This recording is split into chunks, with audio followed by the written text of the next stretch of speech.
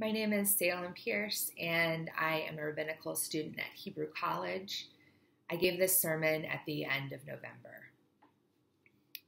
Each year, 4 weeks after Simchat Torah, Jews around the world read Parshat Chayei Sarah, in which Avraham buys a burial place for his wife Sarah in what is identified with the present-day West Bank city of Hebron. And each year, 4 weeks after Simchat Torah, right-wing settlers in the present-day West Bank city of Hebron flock to the presumed burial site in an assertion of Israeli sovereignty over the area. Sarah's grave, along with those of Rachel, Rivka, and Leah, as well as Avraham and Yitzchak and Yaakov, is held to be in a building that most of the year is shared by the city's Jews and Muslims. After all, our patriarchs and matriarchs are also sacred in the Islamic tradition, and of course in the Christian tradition as well. The building, often called by its biblical appellation, Ma'arat HaMachpelah, or the Cave of Machpelah, or just the Tomb of the Patriarchs, is half mosque, half synagogue. At least most of the year it is. This Shabbat, right now, in fact, as I speak, since it's well into Shabbat in Israel, the building will be accessible only to Jews. On Shabbat Chayei Sarah, the city's settlers pray in the whole space. These are large gatherings, and there is often violence in enforcing the exclusive Jewish use of the site over these 25 hours. And this is to say nothing of the state-sanctioned desecration of the Muslim side. Former IDF soldiers have testified to being ordered to stand down while settler children wreak havoc with Muslim sacred objects, for example, urinating on prayer rugs. I visited Hebron a half a dozen times this summer with an interfaith peace delegation, with 2 other rabbinical students and a private guide, with the Israeli human rights group Breaking the Silence. When my mom came to visit, we drove there ourselves. Hebron is a city divided, literally. H1, with its 150,000 Palestinian residents, is under the control of the Palestinian Authority. H2, where the Tomb of the Patriarchs is, functions under Israeli military control. H2 includes 30,000 Palestinians and the 500 religiously fundamentalist and ideological settlers that now live among them. H2, especially the parts near the Tomb of the Patriarchs, can only be described as a low-level war zone. There are heavily armed IDF soldiers everywhere. There are checkpoints everywhere. There are Jewish-only roads. Under the protection of Israeli security forces, the settlers terrorize the local Palestinian population with arson, theft, spitting, throwing rocks and garbage, and verbal and physical assault. Part of the old city has netting secured over its walkways to catch all of the garbage and other debris that settlers deliberately throw out of their windows onto their Palestinian neighbors. The Israeli army severely restricts the movement of Palestinians in Hebron, in addition to regularly raiding homes and arresting and sometimes killing people. The trial of Palestinian Hebron resident Issa Amro started last week. He is the founder of the nonviolent organization Youth Against Settlements, and he faces charges in Israeli military court for his actions in resistance to the occupation, like holding demonstrations, entering closed military zones, and arguing with an Israeli soldier who took his identity card. I met Issa during my first visit to Hebron, when he took us on a tour of parts of H2. He pointed out Shuhada Street, a once vibrant residential and business district, where he was born. It now stands completely empty, its doors to the street soldered shut, all in the name of settler security. He can access his family's property only through the back door, and his family's business has long since been closed. What's more, he can't even walk down the street on which he was born. I had never set foot in Hebron before that day, and I could walk down that street. When my mom and I visited, we drove down that street. No one stopped us or asked us questions. If Isa walks just a step too far, Israeli soldiers surround him. I've been thinking about how to talk about my experiences in Hebron for several months in anticipation of this Shabbat. I've been inspired by an organization called Project Chai Sarah. It was formed by a group of rabbinical students and rabbis, Jewish educators, and lay leaders who have spent time in Hebron and are grappling with the difficult realities we've encountered there. We want to invite our communities into a conversation about what we have witnessed. What I witnessed was heart-wrenching. The H2 part of Hebron is one of the worst places I've ever been to. It was upon walking through the checkpoint to the old city towards the Tomb of the Patriarchs that I first thought in despair, I don't know if we will ever be able to undo the occupation.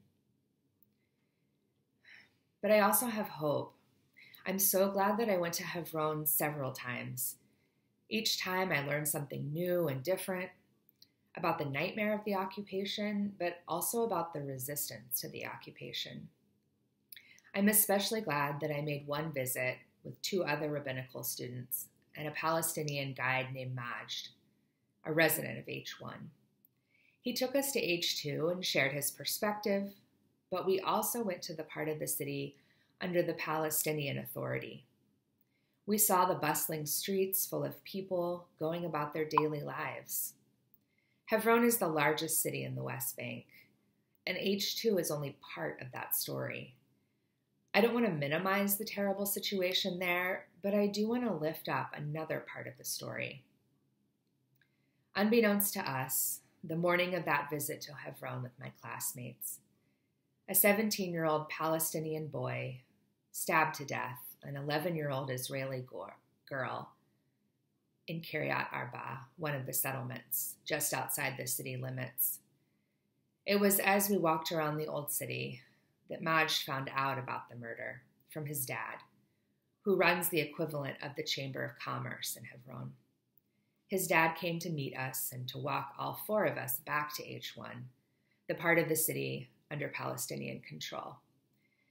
In the West Bank, violence raises tension, and more often than not, leads to more violence. His dad was worried about our safety and also the safety of his son, who as a young Palestinian man could easily become a target in the aftermath of the murder. We went to the family's home and met his younger brother and sister and his mother, who during Ramadan had cooked us lunch. We ate falafel and drank tea in their kitchen before Majd got us on a Shea route back to Jerusalem. They all knew that we were American Jews and rabbinical students, and they treated us with care and concern and hospitality. I mention this fact because it gives truth to the lie that the conflict is primarily a religious one. Over and over again this summer, I heard Palestinians say, I have no problem with Jews. I have a problem with the Israeli government and the settlers they embolden. Very important to the narrative that the Tomb of the Patriarchs belongs to us is the biblical account of Abraham's purchase of the cave told in this week's Parsha. We're told that Ma'arat HaMachpelah is in the field of Ephron the Hittite, and the Torah is very clear about the honesty and fairness with which Abraham goes about buying the burial place. And in fact, his care in the transaction is often cited as the basis for Israel's claim to that land. How ironic that our father Abraham's ancient moral rectitude in acquiring land is followed by today's outright theft of the same. Commentators have wondered at Abraham's choice of location, and they analyze the name of the place in their explanations. They point out that Machpelah comes from the root kaf, pe, lamed, kaful, meaning double. Rather mysteriously, Ibn Ezra says that the word Machpelah denotes ma'ara betoch ma'ara, a cave within a cave. perhaps attributing to it a spiritual depth befitting the resting place of our ancestors. My friend, Rabbi Ruchi Sophia Rubinstein, teaches that a way of understanding Ibn Ezra is that the cave can hold more than it seems. She writes, "The secret of Machpelah is that it can be a place of abundance, a place of doubling and expansion. Perhaps that's what Ibn Ezra meant when he said that it is ma'ara b'toch ma'ara. It can fit kaful, double, one might expect. Double the number of people, double the narratives." Breshit Rabbah gives us the tradition that Ma'arat HaMachpelah is where God buried Adam, the first human, and perhaps that's why Avraham was interested in it as a resting place for Sarah, and later, all of his family. The drash of the cave being the burial place of the first human being speaks to its universal significance. In this interpretation, then, the cave doesn't just hold the sacred history of Muslims and Jews, let alone just the sacred history of Jews. The cave actually holds all of our common humanity. I wonder, as I imagine many of us have, about what is in store for us in the next 4 years. I've been in the process of what I would identify as a kind of grief. I feel sad and scared and angry and tired. And those feelings come in waves. Sometimes I don't know if I am up for facing what is coming. But I've also noticed that my life has continued apace. I go to school, I study, I work, I pray, I organize. I had dinner with a friend on Wednesday night, and I realized that it is the things like that relationship in which we support each other and celebrate each other and cry with each other and laugh with each other that is going to get me, us, through the times ahead. The mysterious expansiveness of Ma'arat HaMachpelah, that magical cave, could serve as a model for us. We can hold more than we think.